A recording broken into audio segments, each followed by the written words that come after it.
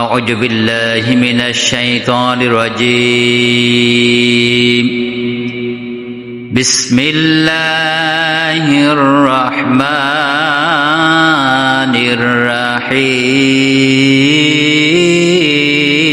الرحيم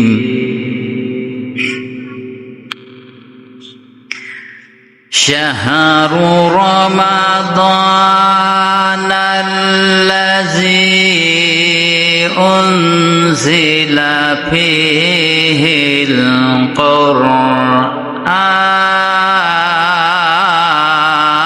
القرآن فيه القرآن هدى للناس وبينة من الهدى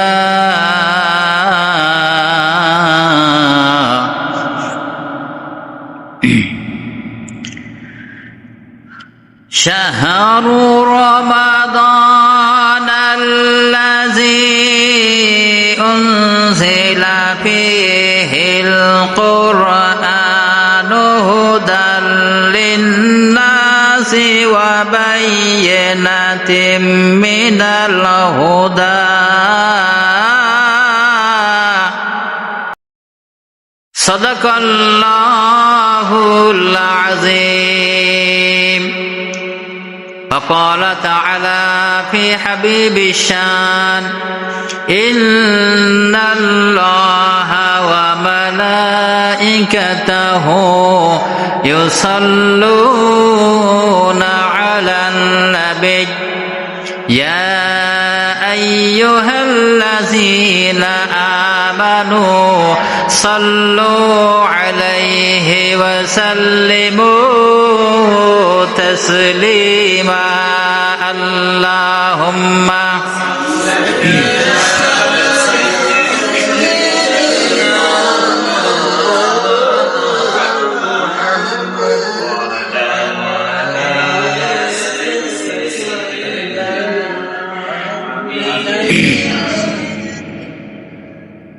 আবার এলো রমজান আবার এলো রমজান আবার এলো রমজান আবার এলো রমজান মুক্তির নিয়ে বারতা শান্তির নিয়ে বারতা মুক্তির নিয়ে বারতা শান্তির নিয়ে বারতা মুবারক মাস রহমের মাস মুবারক মাস রহমের মাস মহিয়ান আবার এলো রমজান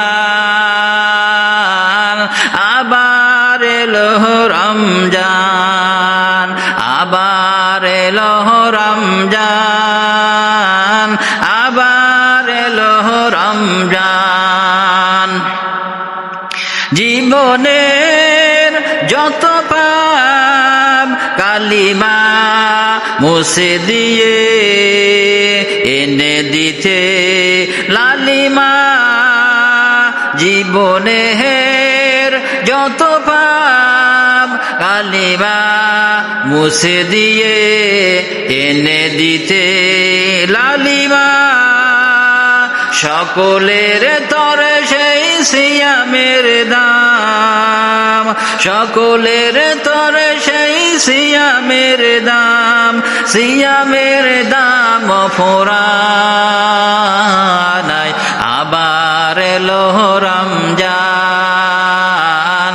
আবার এলো রমজান আবার এলো রমজান আবার এলো রমজান আল্লাহুম্মা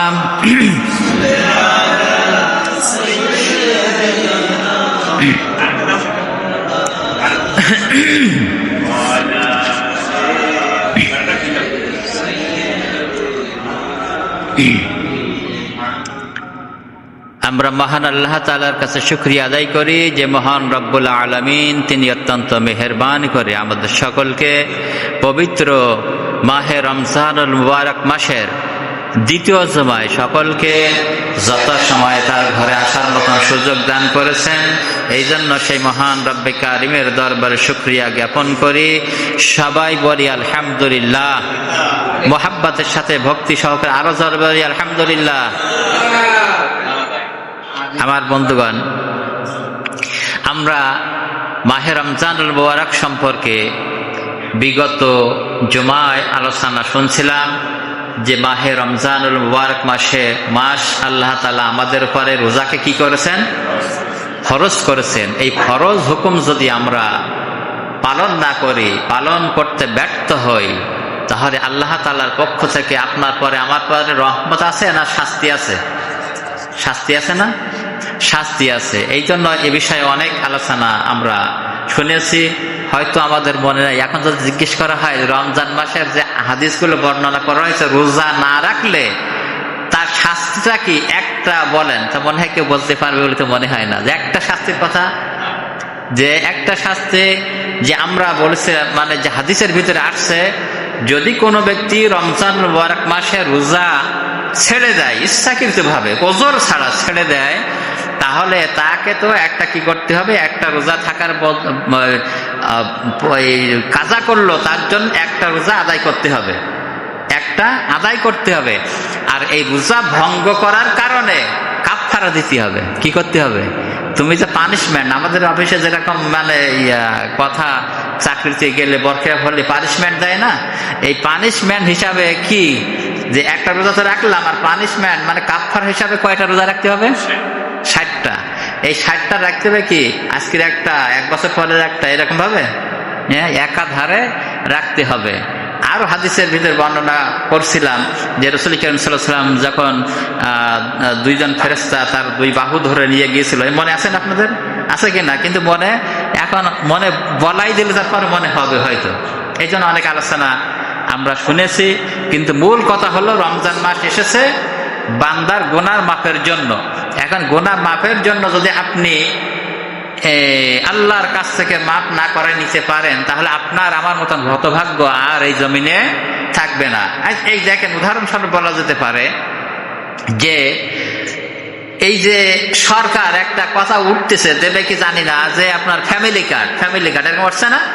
এখন এই ফ্যামিলি কার্ডের জন্য আপনার কিছু তথ্য দেওয়া লাগবে, আইডি কার্ড দেওয়া লাগবে, বিভিন্ন ফর্ম পূরণ করা লাগবে। এখন এইগুলো যদি টাইম দিয়েছে, মনে করেন হয়তো 1 সপ্তাহ, উদাহরণস্বরূপ 1 সপ্তাহ, আর 1 সপ্তাহের ভিতরে আপনি এগুলো করলেন না, গাফেলাতি করলেন যে না হবে না, দিবানে এখন ওই আছে মুক্ত এই করতে করতে যে 1 সপ্তাহ পার হয়ে গেল, যাওয়ার পরে ওই আপনার কি আর ফ্যামিলি কার্ড হবে?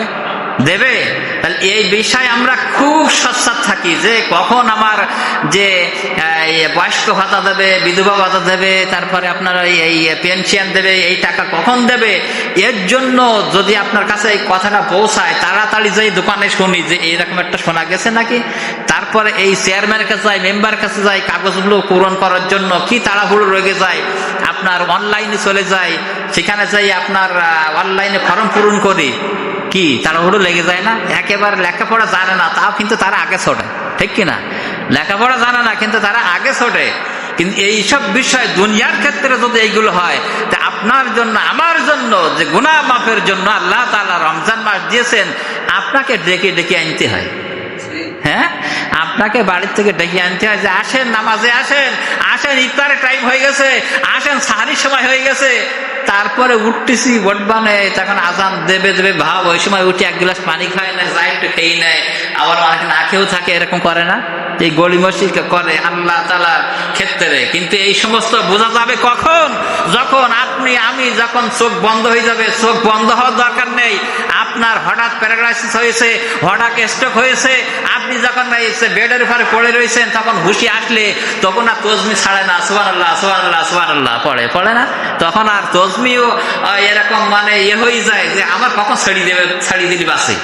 হ্যাঁ, এরা তসবিহও ছাড়তে চায় না তখন আর। আমার ভাইরা, তখন করে কি হবে? আর এখন করে কি হবে? এখন আপনি হেলায় খেলায় কেটে দিলেন, আর পরে করে কি লাভ হবে? আমার বন্ধুগণ, তাই বলছিলাম যে আল্লাহ রাব্বুল আলামিন রমজানুল মুবারক মাস আপনার জন্য আমার জন্য দিয়েছেন গুনাহ মাফের জন্য। এ বিষয়ে অনেক কথা বলা যাবে, যেহেতু রমজান মাস আমাদের সামনে আর 2 জুমা রয়েছে। এই 2 জুমা এখনো জাকাত, ফিতরা, তারপরে আপনার এই বিষয় এখনো, তারপর ইতিকাফ, অনেক বেশি কথা রয়েছে। আজকের একটা কথা আমি আপনাদের সামনে উপস্থাপন করতে চাই যে আমরা আল্লাহ তাআলার কাছে অত্যন্ত শ্রেষ্ঠ উম্মত কারা? আমরা না? এখন আমরাই হলাম, কি কারণে হইলাম? এই কারণটা এই রমজানুল মুবারক মাসে আল্লাহ তাআলা বর্ণনা করে দিয়েছেন। কি করেছেন? বর্ণনা করেছেন। আল্লাহ রাব্বুল আলামিন বলেন,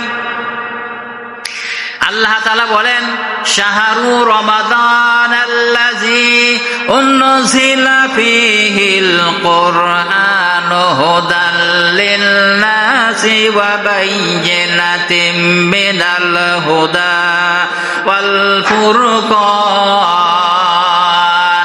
আমার ভাইরা, আমার বন্ধুগণ, আল্লাহ রাব্বুল আলামিন বলেন, শাহরু রমাদানাল্লাযী উনজিলা ফীহিল কুরআন, এই মাহে রমজানুল মুবারক মাস আল্লাহ তাআলা দামি করেছেন, সর্বশ্রেষ্ঠ করেছেন। কিসের জন্য? যারা বলেন, এখানে বলে দিয়েছেন কিসের জন্য। নামাজও ছেড়ে যায়, মনে হয় জিবরাইল আলাইহিস সালাম তাদেরকে ওহী নাযিল করে গেছে যে রমজান মাস গেছে, তোমার নামাজও গেছে, ও শেষ, তোমার আর পড়া লাগবে না। কি এরকম বলে গেছে জিবরাইল? হ্যাঁ আমার বন্ধুগণ, আল্লাহ রাব্বুল আলামিন এই রমজান মাস রোজাকে আপনার জন্য ফরজ করেছেন। আল্লাহ তাআলা বলছেন, ইয়া আইয়ুহাল্লাযীনা আমানু কুতিবা আলাইকুমুস সিয়াম কামা কুতিবা আলাল্লাযীনা মিন ক্বাবলিকুম লাআল্লাকুম তাত্তাকুন। জোরে বলেন আল্লাহু আকবার। আল্লাহ তাআলা বললেন, আমি তোমার উপর রোজাকে ফরজ করে দিয়েছি, ও ঈমানদারগণ তোমাদের উপর রোজা ফরজ করেছি। কার উপরে? হ্যাঁ, ঈমানদার। যে ব্যক্তি ঈমানদার সেই হবে রোজাদার। কে বলেন? যে ব্যক্তি ঈমানদার সেইটি হবে রোজাদার। আর এখানে আয়াতের ভিত্তিতে আপনি লক্ষ্য করে দেখেন, আল্লাহ তাআলা বলছেন, ইয়া আইয়ুহাল্লাযীনা আমানু, ও ঈমানদারগণ। কি করেছি? আল্লাহ তাআলা বলছেন, ইয়া আইয়ুহাল্লাযীনা আমানু, ও ঈমানদারগণ, আমি তোমাদের উপর রোজাকে ফরজ করে দিয়েছি। তাহলে এই আয়াতের ভিত্তিতে ঈমানদার যারা, তারাই রোজা রাখবে। আর যদি রোজা না রাখে তাহলে ঈমানদারের বাইরে চলে যাবে না? যাবে না? হ্যাঁ, ঈমানদারের বাইরে যাবে না? যাবে না? আমার বন্ধুগণ, ইচ্ছা করে আমরা কেউ যেন রোজাকে কাজা না করি। আমার বন্ধুগণ, আমার ভাইরা, এইবারে কুরআনুল কারীম যে আল্লাহ তাআলা নাজিল করলেন, কি জন্য নাজিল করলেন? গোটা মানব জাতিকে আল্লাহ তাআলা জানাই দিচ্ছেন, আমি কুরআনুল কারীম কেন নাজিল করলাম। আল্লাহ তাআলা বললেন, ফামান তাবিআ হুদায়া ফালা খাউফুন আলাইহিম ওয়ালা হুম ইয়াহজানুন। জোরে বলেন আল্লাহু আকবার। আর জোরে বলেন আল্লাহু আকবার। আল্লাহ তাআলা বললেন, ফামান তাবিআ হুদায়া ফালা খাউফুন আলাইহিম ওয়ালা হুম ইয়াহজানুন। আমি যে কুরআনুল কারীম নাজিল করেছি, কোরআন তোমার পরে দিয়েছি, কোরআন নাজিল করলাম। এই কোরআন যে ব্যক্তিতে মানবে, পরিবারে মানবে, রাষ্ট্রীয় সমাজে মানবে, সকল জায়গা যারা কোরআনকে মেনে নেবে, তাদের জন্য ফালা খাউফুন, কোনো ভয় নাই, ওয়ালা হুম ইয়াহজানুন, তাদের জন্য কোনো চিন্তার কারণ নাই। যারা কোন সুবহানাল্লাহ। আল্লাহ তাআলা কি বলছেন? এই কুরআনুল কারীম মানব জাতিকে বলছেন, আল্লাহ তাআলা বলছেন, ফামান তাবিআ হুদায়া ফালা খাউফুন আলাইহিম ওয়ালা হুম ইয়াহজানুন। আমার কোরআনকে যারা মানবে, কোরআন বিধানকে মানবে, কোরআন তেলাওয়াত করবে, কোরআন জানার জন্য যারা চেষ্টা করবে, তার জন্য ফালা খাউফুন, খাউফুন মানে কি? ভয়। তার জন্য কোনো ভয় নাই, ওয়ালা হুম ইয়াহজানুন, তার জন্য কোনো চিন্তাও নাই। তাহলে আমরা আজকে চিন্তা মুক্ত আছি? কেডা কেডা আছে? ভয় মুক্ত আছে কেউ? নেই। তাহলে কোরআনের মতো হাতিয়ার, অস্ত্র আপনার আমার কাছে থাকাকালীন আমরা ভয়তে আছি। তার কারণ হলো যে এরপরে বিশ্বাস আমাদের কমে গেছে। কি হয়েছে? বিশ্বাস কমে গেছে। তাই সময় হয়ে গেছে, আজকে যাবো, সময় বেশি হয়ে যাবে, হয়তো 1 মিনিট গেছে মনে। আমার বন্ধুগণ, তাই আসুন আজকের পবিত্র জুমা থেকে আমরা শিক্ষা নেব যে কোরআন আমাদের আইডি কার্ড। কি? কোরআন বলেন না? আমরা একটু আগে যে কথা বললাম যে আপনাদের যদি কোনো বিধবা ভাতা, বয়স্ক ভাতা, ফ্যামিলি কার্ড নেওয়ার জন্য এই ফর্মগুলো পূরণ করতে বলে, তাহলে আপনার কাঁচা মারি দিয়ে ছটবে না? ছটবে কিনা? এরকম ছটবে এগুলো করার জন্য। কিন্তু কোরআন আপনাকে জানতে হবে, বুঝতে হবে। খালি কোরআনকে আপনি যে ওই তাকের পরে রেখে দিলেন, বাড়িতে সুন্দর করে রেখে দিলেন, এই জন্য কোরআন আসে নাই। কোরআন একটু চুমু খাবেন, এই জন্য আসেন নাই। কোরআন এরকম মাথায় রেখে দেবেন, এই জন্য কোরআন আসে নাই। কোরআন এসেছে আপনি তেলাওয়াত করবেন, তেলাওয়াত করে ওই একটা খবরের কাগজ যখন আপনি পড়েন, পড়ে যেমন গল্প করেন, ওই কোরআনটা আপনি পড়বেন, পড়ার পর ওর দ্বারা কি বুঝলেন আপনি এটা লোকের কাছে এটা পেশ করবেন। এই জন্য কোরআন এসেছে নাকি? আল্লাহ পাক আমাদের সকলকে তৌফিক দান করুন, আমিন। ওয়া আখিরু দাওয়ানা আলহামদুলিল্লাহ। আসসালামু আলাইকুম ওয়া রাহমাতুল্লাহ।